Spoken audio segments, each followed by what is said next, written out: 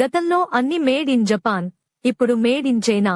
ఇక నుండి make in ఇండియాతో Telangana రాష్ట్రం ముందుకు వెళ్లవలసిన ఆవశ్యకత ఆసన్నమైనది. కాబట్టి make in India, vocal for local product కు ప్రాధాన్యత ఇస్తే యువతకు ఉపాధి కలుగుతుందని భారత ప్రధాని నరేంద్ర మోడీ గారి సందేశం. విద్యార్థులకు చదువుతున్న టెక్స్ట్ బుక్స్ లోని పాఠ్యాంశాల ఆధారంగా ప్రస్తుత అవసరాలకు ఉపయోగపడే ఇన్నోవేటివ్ ఎలక్ట్రానిక్ ప్రొడక్ట్స్ తయారు చేయడం నేర్పించాలనేదే గోవిందారం. జిల్లా పరిషత్ హై స్కూల్ ప్రధానోపాధ్యాయులు ఎండి అష్ఫాక్ హుస్సేన్, ఉపాధ్యాయుల బృందం మరియు డిఇఓ కె రాము గారి ఆశయం.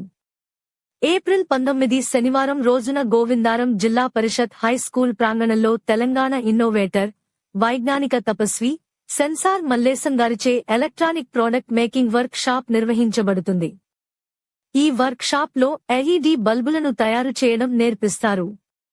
విద్యార్థులు సొంతంగా ఎల్ఈడి బల్బులను తయారు చేసుకుని ఇంటికి తీసుకుని వెళ్లి ఇంట్లో ఉపయోగించడం వలన పవర్ సేవ్ అవుతుంది.